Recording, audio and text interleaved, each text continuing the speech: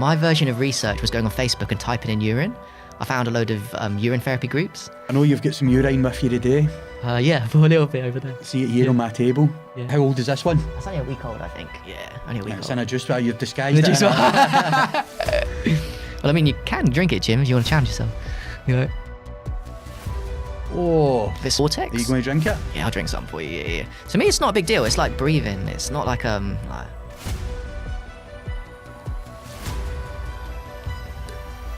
What we're doing is we're all scared of the unknown, yeah? And the now is the unknown. The purpose and meaning of life is to go dig deeper into self-actualization. There's real talk in there. There's talk to be had about consciously growing, about the corruptions of the world, the lies. These are the things that I live for. Do you know what, bro? Most people can't sit by themselves with no entertainment, includes myself here. Can people really sit by themselves for like a couple of hours, no entertainment, switch off and with their own thoughts? That's a challenge. It's a challenge. You know why?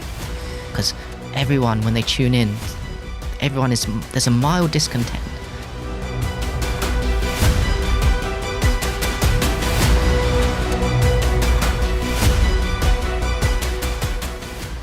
The man himself, Holistic Harry. Hey, Welcome Jim. to the show. Thank you, Jim, for inviting me. We know each other a little bit. We go back a bit since last year. Nice to meet you again. No, it's great to see you. You always come with good vibes, good energy. So before we dive right into your story, Harry, tell us a wee bit about what you've got going on now in the present. Yeah, interesting you said the now, bro.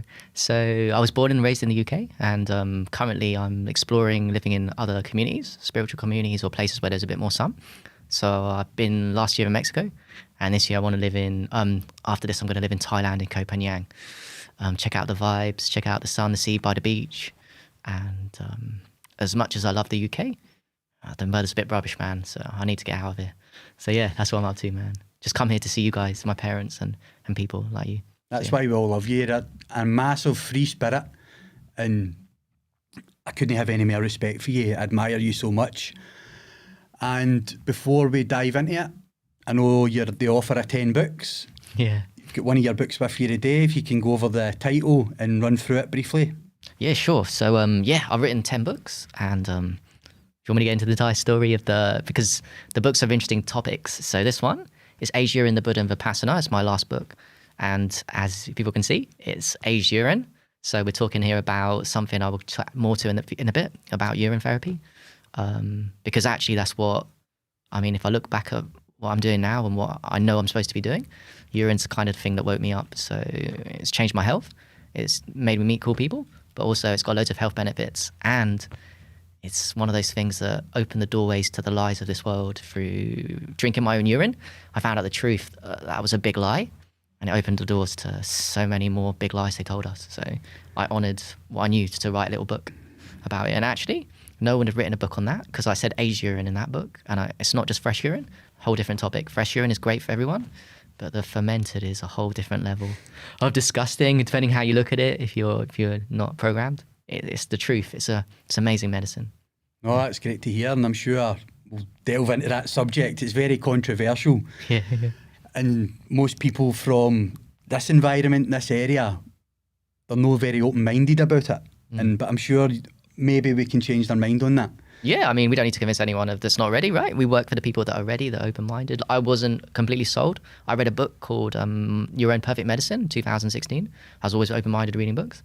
I wasn't 100% sure, but all I did was I took that plunge that everyone is required to realize what it is, and it changed my vibration so much, gave me so much energy, took my depression away, that I knew that it was the truth, and no one was going to tell me. When you know something's the truth, ain't no one that can tell you that it's a lie.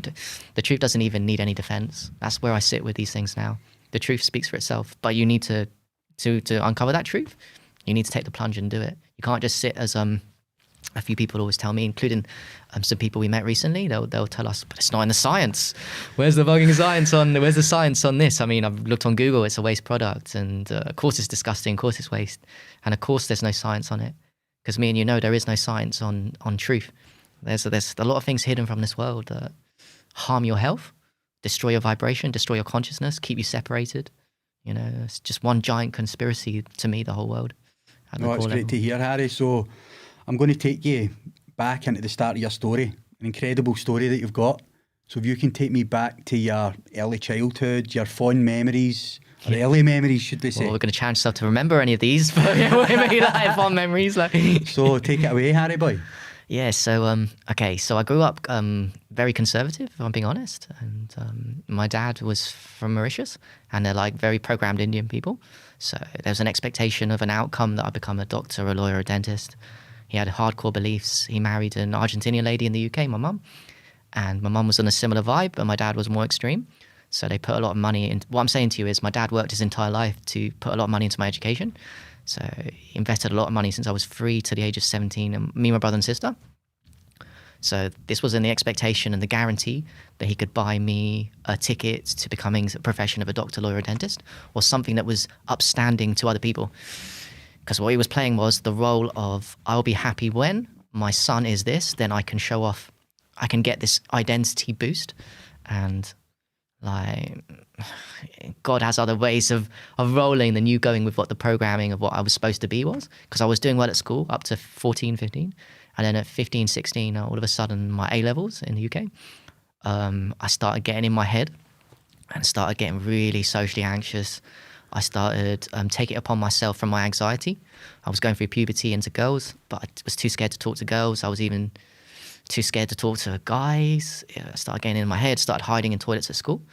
And I think a lot of things happened when I was younger, but what accelerated my growth or my suffering was my decision to hide in the toilets at school on my breaks in the sixth form at 15, 16.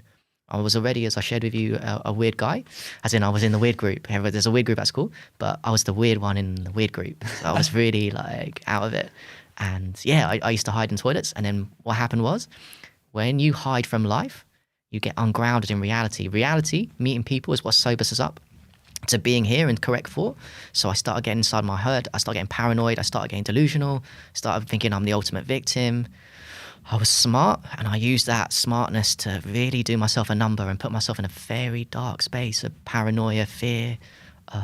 What about your relationship with your dad, and was he strict? Yeah, and even before this, like, you know, it's destiny. Like, my dad was, on top of the fact he wanted me to become a certain thing, my dad he ruled by fear. There's 2 ways to grow up parenting, yeah? You rule your parents by love or fear.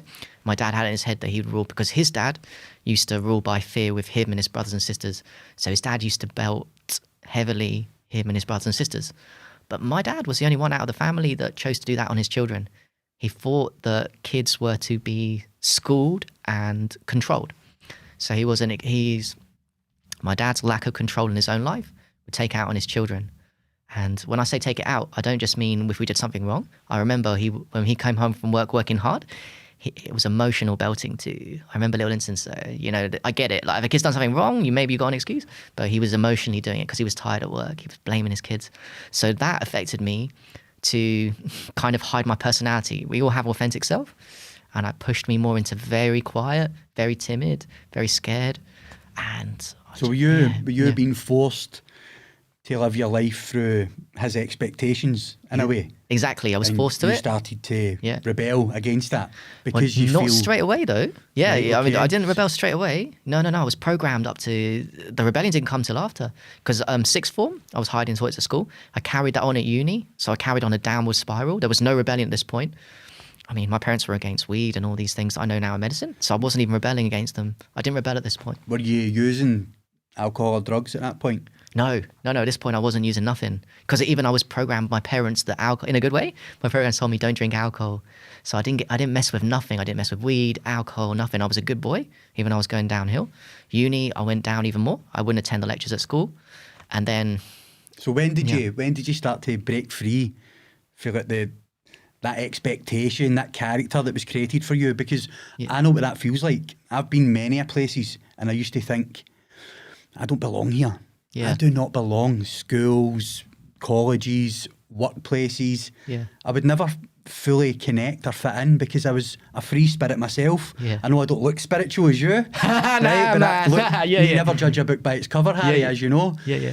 So when did that start to change for you? When did you say, do you know what, I'm not living my life for other people's expectations anymore. I want to be what I want to be. Yeah, that's a great question.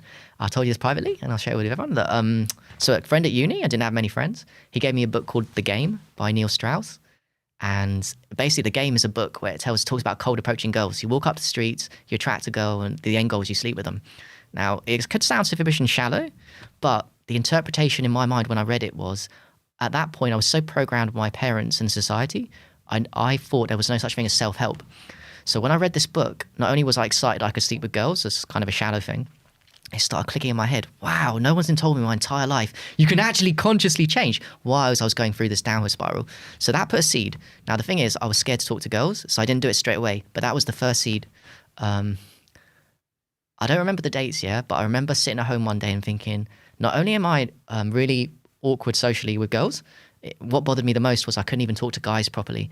I got to that point in my room, I said, Harry, man, you've got to change. Your entire life is going to go down a really dark trajectory if you can't even talk not only to girls, but to guys too. And it was just one day, and I said I had to do something. So I plucked up the courage to cold approach girls. But the thing was, I was scared of strangers. So the first day, the first challenge, at this point I've read loads of theory of how to do it, but I just needed to do it. All my challenge was to talk to a stranger, ask an old person for the time. So I went to my local city, and I don't know if I shared this with you, but I was too scared. So I went about walking around 3 hours. I was too scared, bro, to ask an old person for the time. And I came back on the bus and I started crying. I started crying because I was like, wow, you are so much in fear and you can't even talk to an old person, ask for the time. That's how much fear I was in. I can totally relate to that, Harry, because it wasn't as similar as yours, but I feel like I've been trapped in places like that before.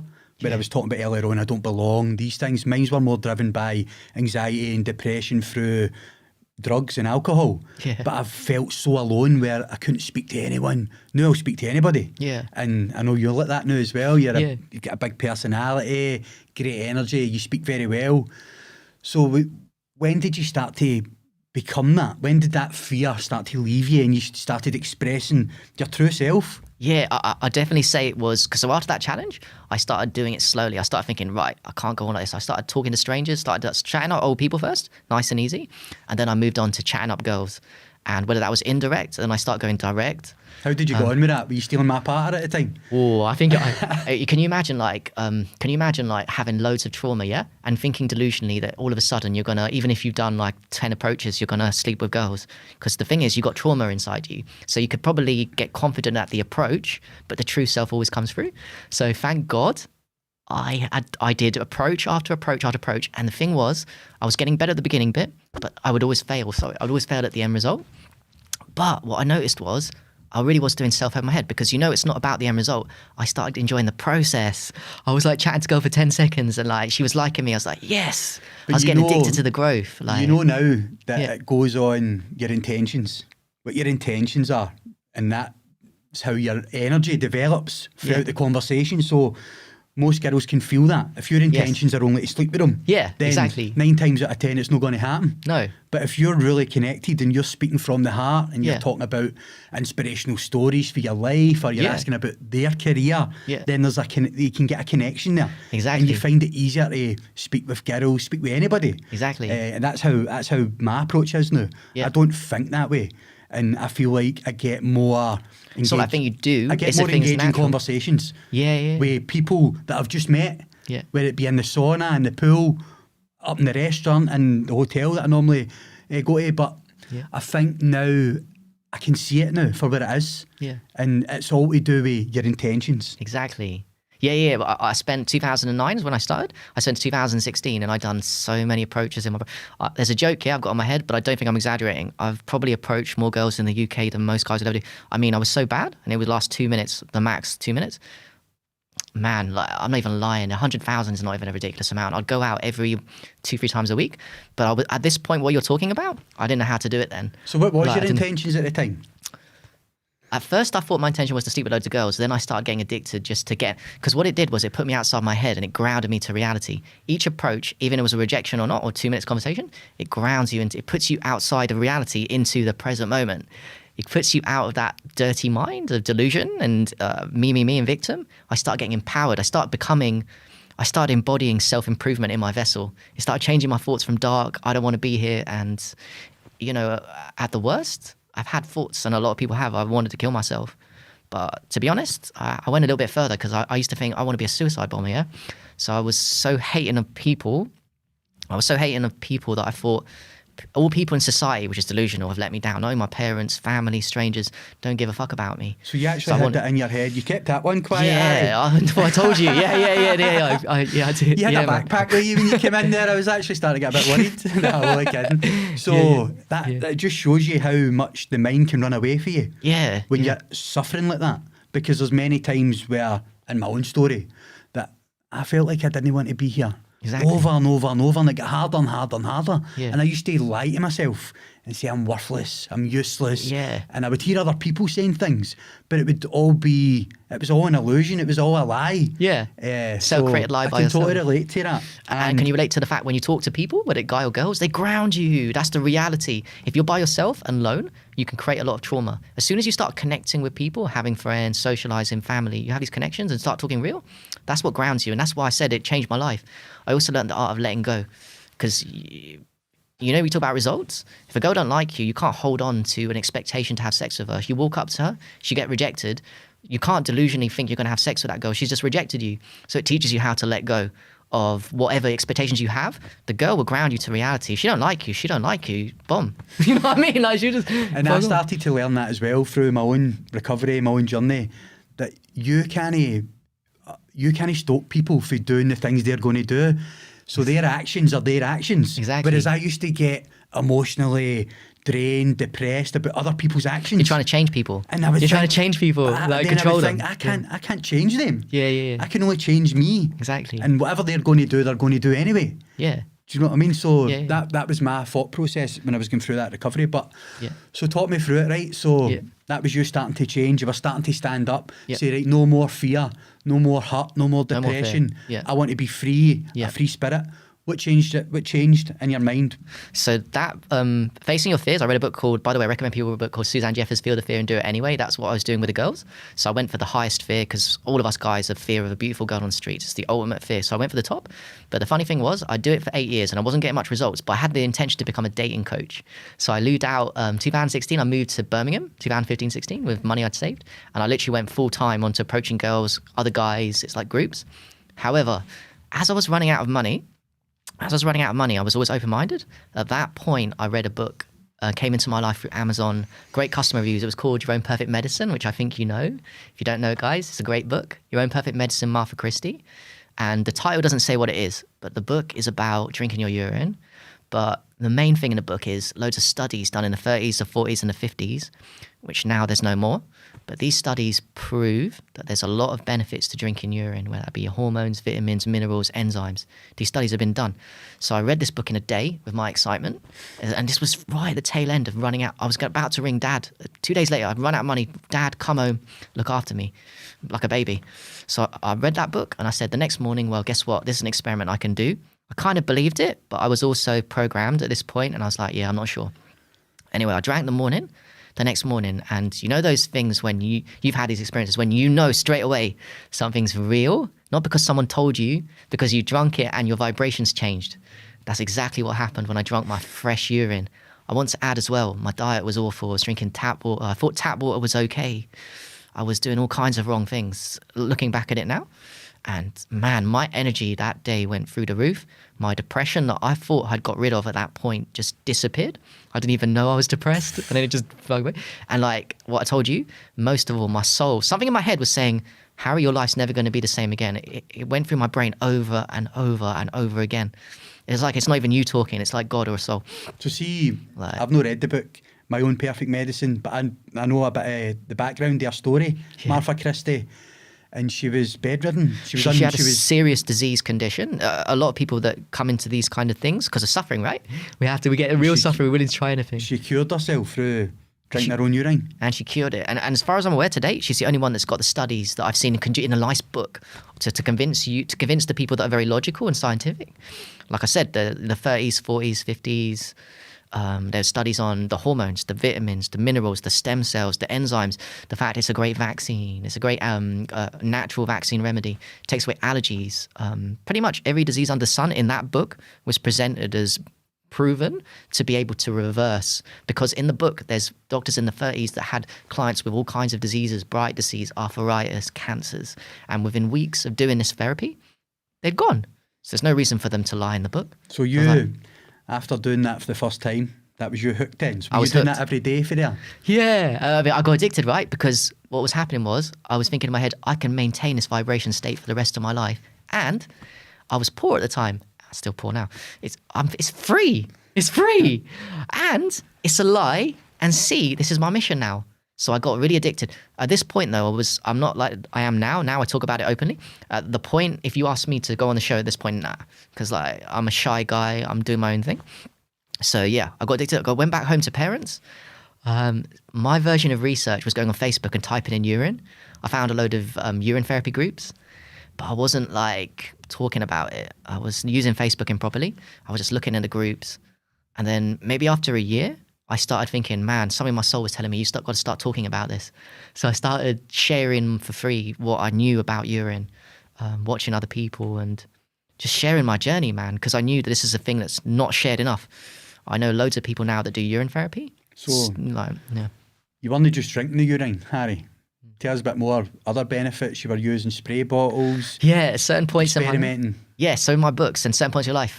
So it's look, listen, guys, urine is medicine for everybody, your own personal medicine. But it's not just you'd have to drink it, and it's got many modalities. When something's good, anything you put on your skin goes through your body. So one thing we do in the community is you can rub fresh urine on your skin. You go to the toilet. An experiment someone can do is watch Cynical right now. You want to have a better face, take away acne, sit on the toilet, grab a little piddle, rub it on your face, do it a few days in a row. It'll disappear your skin spots. Most of us think that we're open-minded, Harry, right? It can't but smell. If you were to approach someone in Glasgow, for example, and explain to them the benefits of rubbing urine on their face every morning, drinking it, putting it on their hair, all of these things, then I guarantee you they would be disgusted. And you know why as well? Because like you think about a lot of tramps and homeless people, they piddle on the thing and it stinks because it's a surface that's inorganic, innit? So you got the nasty smell of the urine. Everyone, when they think of urine, they think of a tramp's toilet, don't they? Or a toilet where the urine doesn't, because like in the skin, given time, it's an organic being. The smell actually goes away given time, but it doesn't go away from a surface like this. So if we peed here, guess what? It's going to smell. It's no way we're going to get rid of that smell. So everyone's got that stereotype. Yeah, so people got that stereotype. That puts them off it.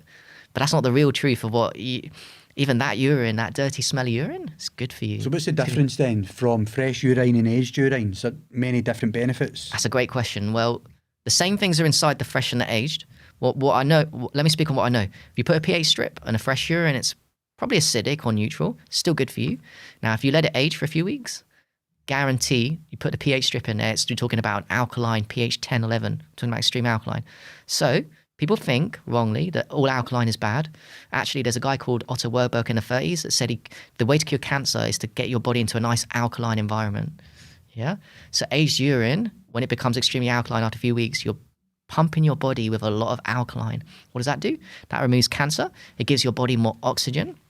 A deoxygenated body causes toxins, and there's a load of oxygen, there's a load of alkaline, and the main benefit of urine to me is it's structured water. It's not it's in between a liquid and a solid. So what's the perfect alkalinity level for the human body, for example? Is it 7.5? See, yes. So the perfect alkalinity is 7.5. Yeah. So if you've got higher than that, as you're saying, if you were absorbing this and it's 10 and 11, your body would get rid of it until it was 7.5. Is that correct? Yeah, it oxygenates your body and gets it back to 7.5. The thing is, people are walking around, as me and you know, in a lot of in an alkaline, an acid state because of stress, unhealthy diets, doing the wrong thing. Stress, man, it puts even bad thoughts into the mind as well. That's probably the biggest reason why people are can release certain chemicals into the bloodstream. Yeah, causing disease basically, and the mind and the body, when it's out of sync, that's where disease and trauma, that's where all that comes from. Exactly. If everyone's acidic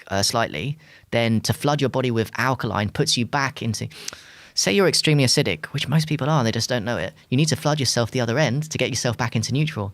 So there's no harming for that. I found out you can't overdo it with alkaline. Regarding urine, aged urine, you can't overdo it. It's not like bleach. Some things can kill yourself, yeah, bleach, alkaline. But the alkaline aged, it's medicine, man. I know you've got some urine with you today. Yeah, I've got a little bit over there. I see it here on my table. Yeah. Yeah, I did. Let me open it and smell it. I'm not going to drink it, Harry, so... Yeah, it's actually not as bad. If you open it up, I'll have a wee smell. Yeah, sure. Yeah. And then I'll let you drink it. Yeah. How old is this one? That's only a week old, I think. Yeah, only a week old. It's in a juice bar. You've disguised it. Well, I mean, you can drink it, Jim, if you want to challenge yourself. You know, Oh, a bit smelly, is it? It's my first of the morning. it's cloudy at the bottom, Harry. So why is that? Why does it crystallise as well? That's a good question. Do you remember what I said about being the fourth phase of water? It's a liquid crystal. It's you know when you pee and you got a vortex. Are you going to drink it? Yeah, I'll drink some for you. Yeah. To me, it's not a big deal. It's like breathing. It's not like like...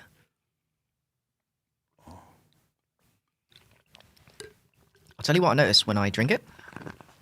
My brain calms down. So my mind, all our minds are monkey minds, yeah? All over the place.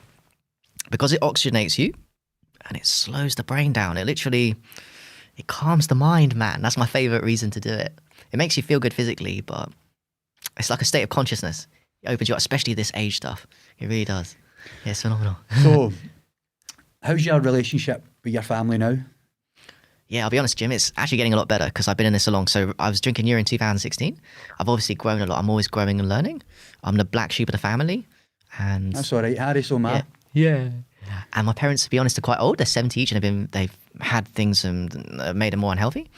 And I'm at this stage of my life, I'm learning not to change people like we said earlier. Some people can't be changed, bro, in this life. You just have to accept them as they are. That's their job. And they'll always love you, your family. Even if you think they won't, they'll always love you.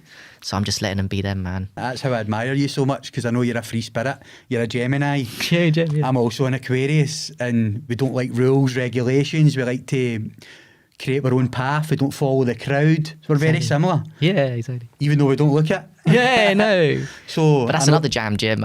Jim, like how you look and looking spiritual is a dangerous game to play, yeah? Because ego deludes yourself that you're different from other people. And it's coming to me a lot lately, including myself. I've realized that a lot of people that are so-called spiritual, it's all right. I'm right and I'm better than you.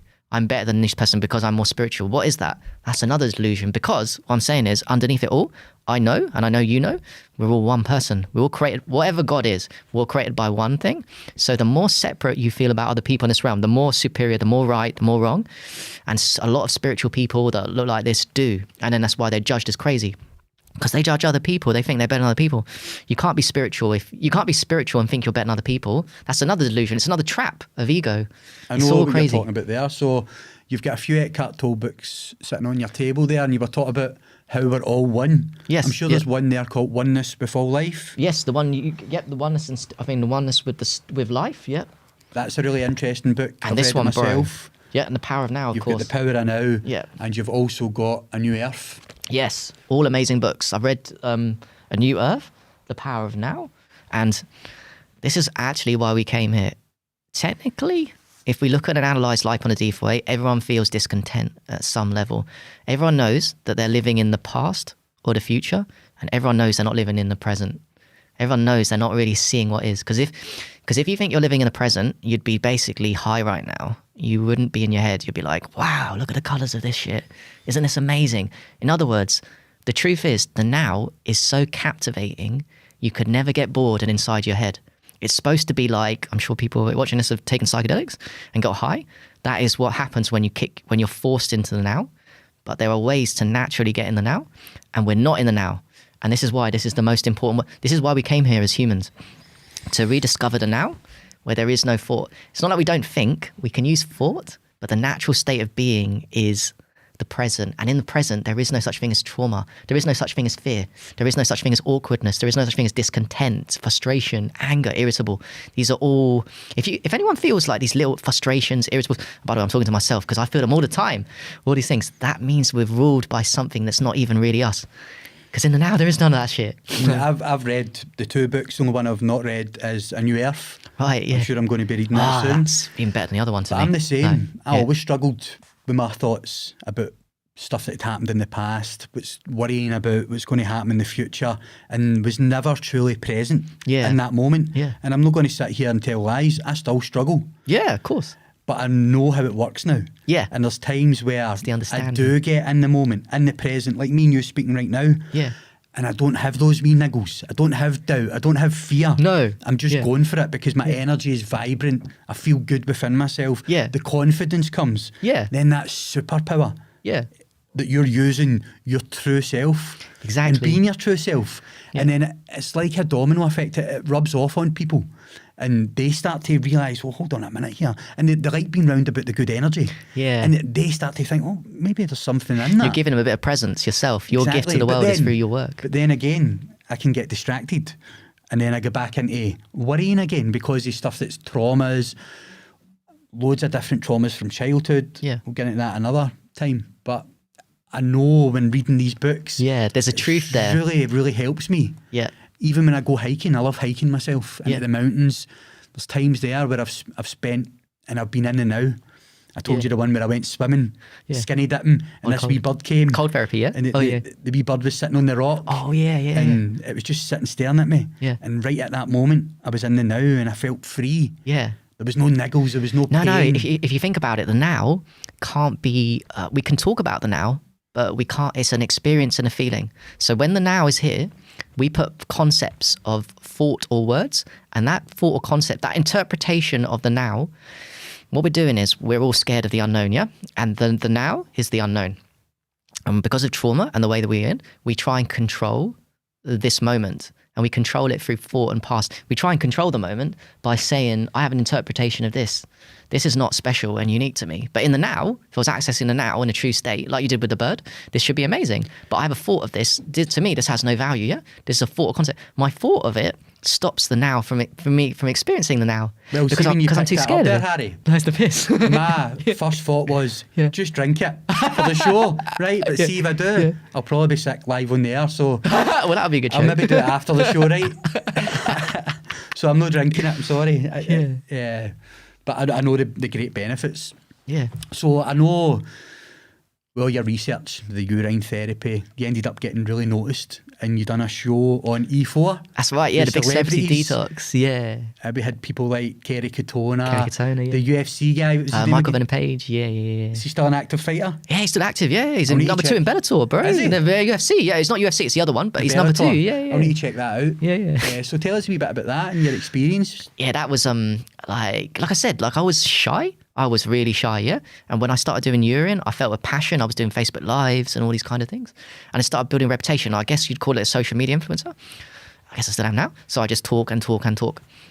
And then I was doing YouTubes consistent, and then someone picked up on my YouTubes. In fact, before that, I had a few articles on the newspapers online. So that was what got me the opportunity with the TV. Harry Mattadine drinks urine, vegan, and all the disgusting things, whatever they want to think on the media. So they picked up on the TV thing and asked me to do it. And you know what I'm like? I'm like boisterous. I'll speak my truth. It's urine. It's easy. So yeah, this was filmed last September. Came out in May, and yeah, I really appreciate the opportunity to. Because listen, I'm not stupid. Like the interpretation for most people watching that is going to be that's disgusting. It's just a bit of fun, but actually, there's a few souls in there that we do this for that are going to see that and think, there's probably something to you. And this guy seems quite grounded. Obviously the show was as interpreted as a laugh and disgusting. Yeah, there's people are laughing at it, but it's not about that. I definitely put some seeds in there and. Yeah, it was at that point too, I was leaving the UK. So it was a culmination of God giving me a dream, like, Harry, here's your last legacy before you leave UK for good. Here's a little gift, go on TV and do something fun. I've been watching you online, your travels, and I must say, it is admirable. I love nothing more than travelling. Yeah. But I've got a young family, so I can't venture away for too long. Yeah. But so... Of all the places you've been, I know you've been to Thailand, Mexico. What was your favourite place? Oh, that's a good question. Okay, I know the answer to this. Greece, bro. I talked to you about this privately. Okay, so for me, it's not about the place. Because last year I was in Mexico, yeah, and I came to a realisation for me, I was by the beach, but I was by myself by the beach. I would talk to Uber drivers and I would have shallow conversations, but I live for good friends and deep conversations like we're having now, yeah? So what I'm saying to you is, I was in paradise by the beach in Mexico, and it wasn't paradise. It wasn't because the location wasn't amazing. It's because I had no close friends, no one to talk to. Then I went to Greece, which is an amazing place. It's paradise, nice and hot in the winter, but I had close friends. So that's my dream place. And what I'm trying to say to you is for me, a place isn't just because it's got mountains. It's not even the nature, it's friends. If I got some close friends that are going to help me grow, or just like to hang out with, that is my dream location. I could be, if I had close friends here, that would be my dream home, man. England, yeah? I can totally relate to that because I do a lot of travelling myself, but like I said, it wasn't for a long time, maybe a week, 10 days.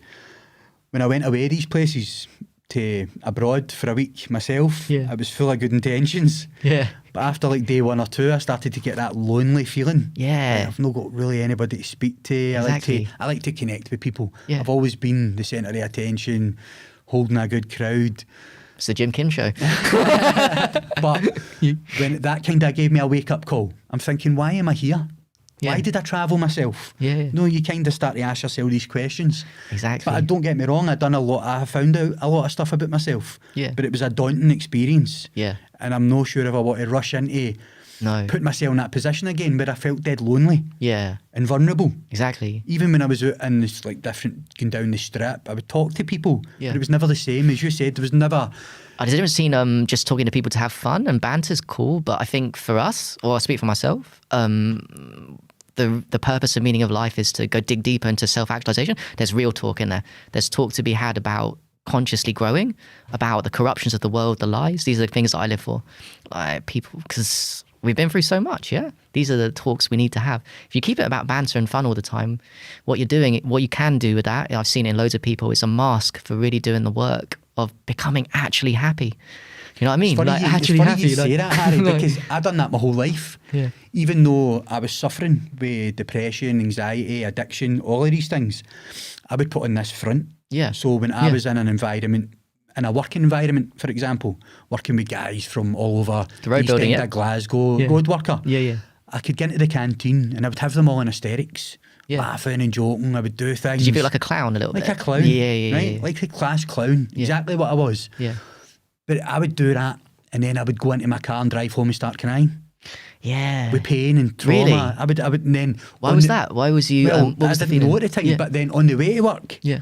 I would stop before the gate and I would do the same. I would sit in the car and I would cry and I would break down. Yeah. Because I was so out of touch with myself. What was the feeling? That was the you feeling was I was fake going or somewhere. I was going somewhere I did not belong. Oh yeah. And my mind and my body was so out of sync with each other. Yeah. But I used to just break down and then I would clean myself up, put on a brave face, go in there and be the centre of the attention. Yeah. And just make people laugh. Yeah. Because I think laughter's it's a great medicine for anyone. Yeah. I love it. Yeah, I me love too. joking, all of these things, but I was so hurting inside, and that was like my defence mechanism. I would use that. Yeah. But then I didn't know why I was doing it. See, Yeah. how am I so Had depressed? you be like Jekyll and Hyde? So like you're Jekyll and Jekyll and Hyde, Wonder? when I was in my own company, Yeah. I was so unhappy with myself, suicidal, all of these things. Yeah. But when I was round about other company, because people used to say, "How have you got anxiety?" Yeah, How right. Can you have They couldn't anxiety? imagine How you as can anything have else. depression? Right. Because you're always there, and you're cracking jokes, or you're doing things, practical jokes. Yeah. And I was always very quick-witted. Yeah. So if somebody said something, I would be right on it, very quick. It's almost like you were requiring external validation to be happy, whereas me and you know that the ultimate, there is a place where you don't need no validation. It sounds weird to people because if people tune in, everyone needs some kind of external validation to tell them who they are, because we're talking about ego and a false identity. But there's actually a place where you don't. There's a place that we're all going to come home to, either in this lifetime, some of us, or eventually in many lifetimes, where there is no need for validation, because in that place there is only one emotion, and that's called pure peace. What we're doing at the moment, everyone is we're playing an ego game. So if we're happy 1 minute, guess what? You're going to be sad the next. Do you know what I mean? If it's all a game. We spoke about it this morning, the pain body. Yeah, the pain body. So I was going through that. Yeah. And I didn't even know it at the time. So I'm looking for stuff out with myself to make me happy. Yeah. At that time. Looking for So other the people. pain body was so Yeah. it was so rife within me. I was looking for materialistic gain. Yeah. The holidays, the luxury holidays. Yeah. Individuals that was going to make me happy. Yeah. Exactly. Unbeknown to me. And girls too, maybe. Careful with that one, Harry. Yeah.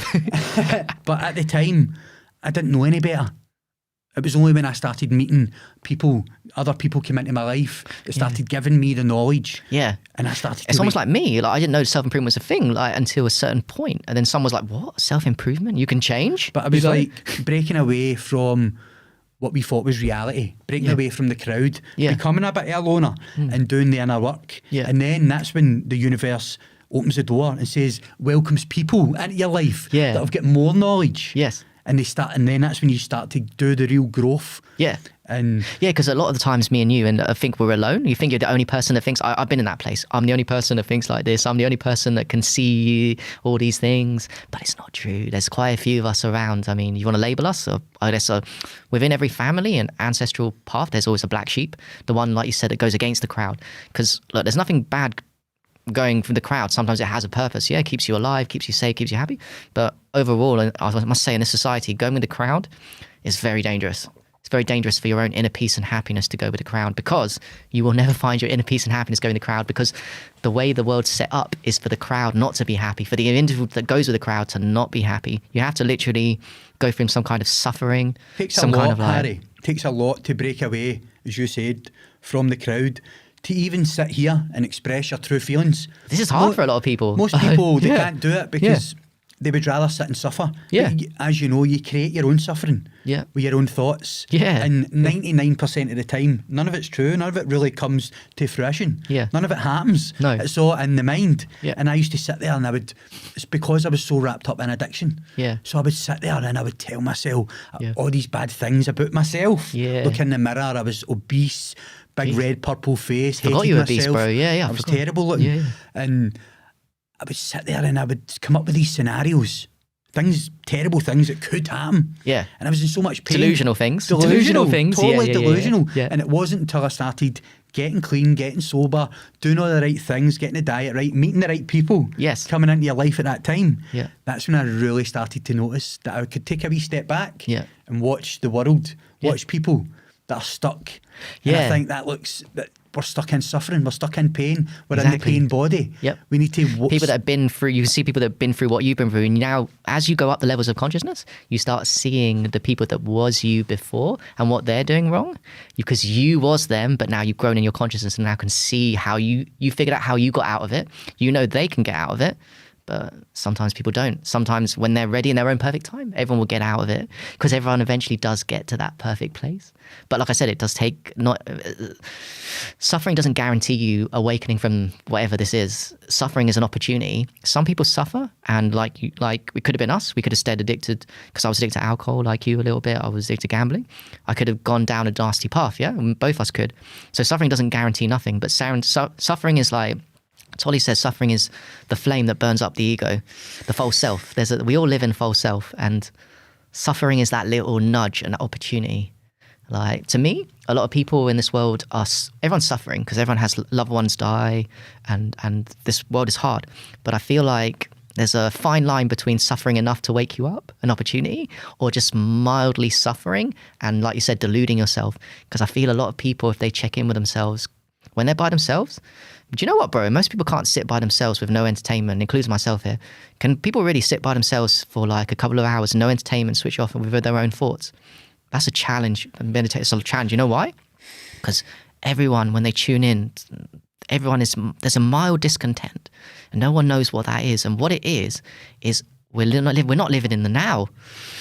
We're not living in the now, which was what we was before as humans. And in a way, I feel we've descended a lot.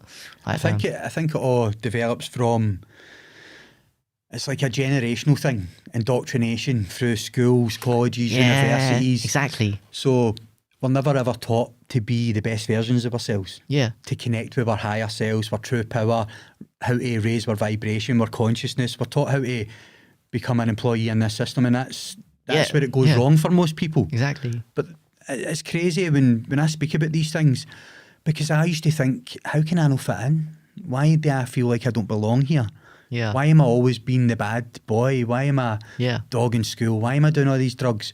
All of these things. Yeah. But now I know. Yeah. Because it's because we was always, in a way, I think we're always special. Like, I mean, some people are born with we're all born with a mission. Some people find their mission. Everyone has a special mission. You knew you was different because you knew you was going to go through the suffering, in my opinion, and you knew you were going to have to do the special mission.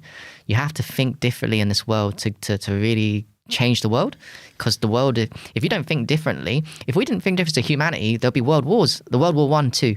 So eventually the world started waking up to the fact we were all delusional and started killing other humans, which is a delusional thought. Everyone here watching is like, it's crazy. We actually wanted to kill other people.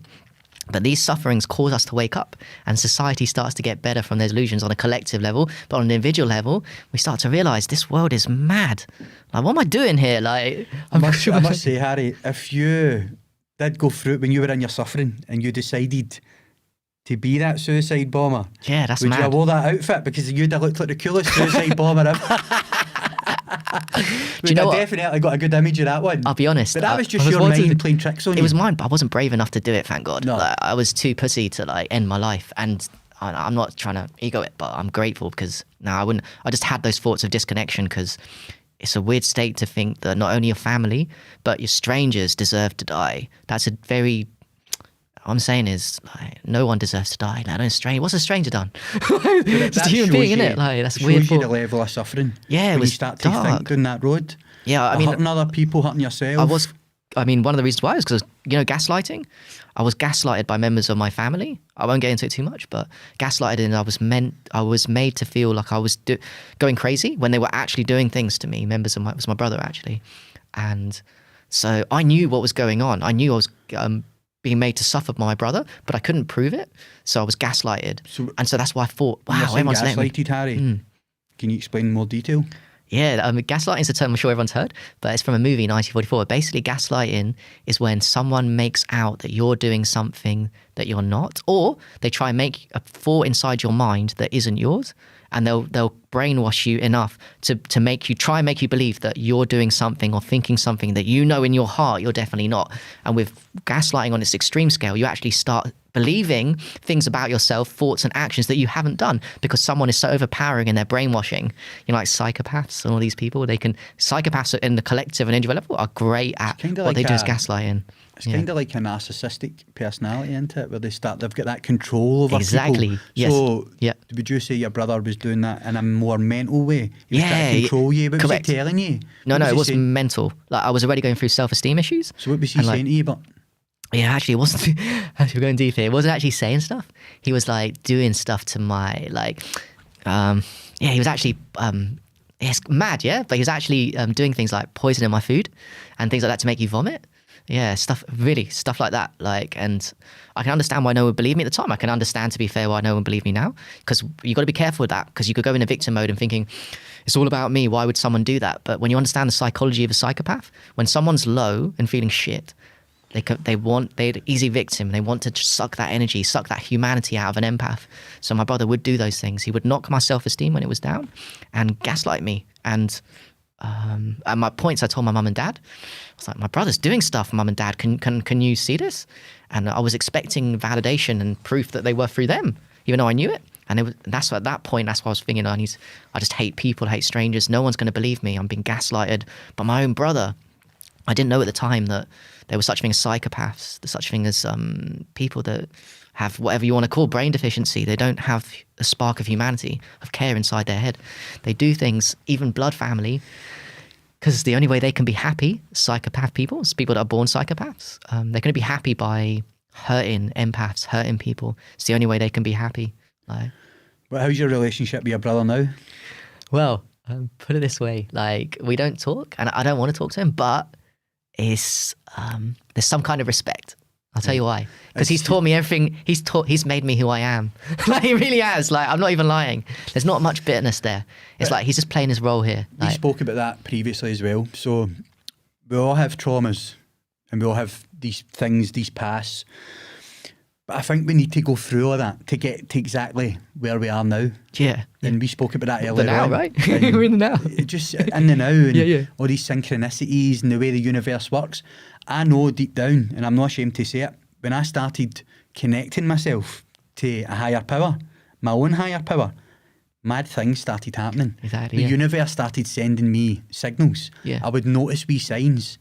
My third eye was open. Yeah. I was aware. I started to get that great awareness, that awakening. Yes. And not a lot of people knew that about me at the time, but it was because, like I said, the work that I was doing with individuals I was working with, Yeah. you know, you get great knowledge of people and it's great to share. Yeah. And everybody brings their own individuality. Yeah. And I feel like, as you tapped on something there when you talked about that victim mentality. Yeah.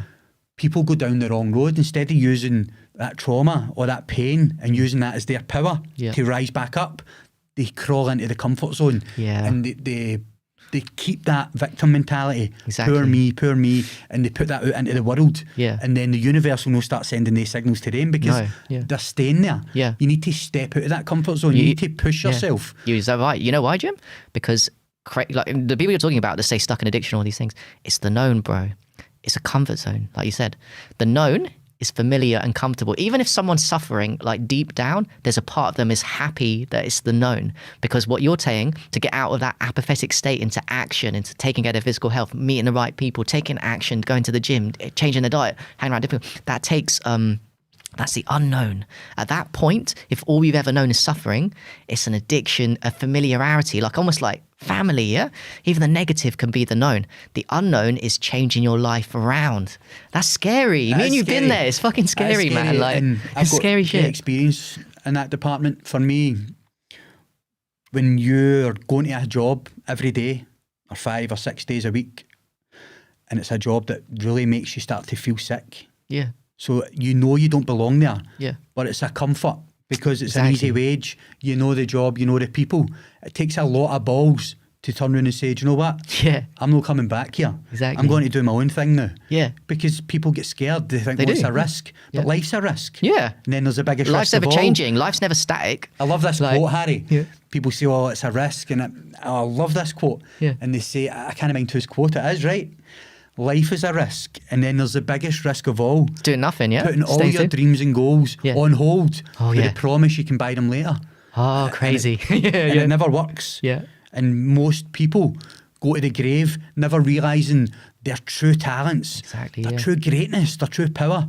And everybody's got greatness in them. They just need that wee spark, that wee ignition to say, on you go, my friend. The stage is yours, this is your time. But no, society's got different ideas for us. It's got different ideas. So it's not even people's fault, it's society, like you said. It takes a lot of power, a lot of strength, and a lot of guts and a lot of ability to step away from that and create something for yourself. And for yourself, I can only admire you. Because like I said, if I never had young kids, I would be the same as you. I would be travelling all over the world. Do you know the truth though? Sometimes like it's quite easy in a way when you go to where we've been. You go down to the deepest darks of the thing. It's harder sometimes to stay put at that point. You get to a breaking point where you think, this is really hard actually just to stay here. It's easier to make a change. When you get to that switch up, you'll change. When in your head, you know that if you carry on this path, it's harder and it's actually easier to do the unknown thing and to go into when the unknown becomes easier, then you change, yeah? So if that makes any sense, you've got to get to an extreme breaking point sometimes. And an extreme breaking point could be just in your head one day you think, what the fuck? I can't carry on like this. I've got to do something. And a lot of people just not quite there, yeah? It's just not bad enough in their heads. They need to get to that point. Unfortunately, I think the whole world needs to get to that point. COVID and all these things, they were a bit of suffering for the world, but we need more. We need more suffering, the way I see it. I think we're in a time now where there's more people starting to wake up. I'm not going too deep into it because we know how dark it can get, the subject. So I'll skip by that. And I know you mentioned to me earlier on, you were saying, do you want to go clubbing? And I says to you, my clubbing days are over, Harry. Saturday nights down at the dancing in Glasgow. Do you know what? I might take you up on the offer. All right. And we'll maybe do a couple of funny videos and we'll see what happens. But as you know, I don't drink alcohol. We can go in there, we can get a water, a green tea. We'll maybe, I don't know, we'll decide later. Have some fun, man. So before we near the end of the episode, right? Is there anything else you want to add? Or you could maybe tell the audience? Just a little message that we're all going to make it. And actually, truthfully, I've said to you before, everything's perfect in this moment right now. We're talking about people needing to do things. But the real truth is, when we enter the now, which we all enter, when you enter the now permanently, you'll get taste of it. Or when you enter it permanently, you realize that everything is actually perfect in the world. All the darkness, the evil, the conspiracies, the things that you've done, people done wrong to you, they're all actually wrong. Everything is actually perfect. And when we die, we'll find out that when we die, you definitely find out that all is perfect.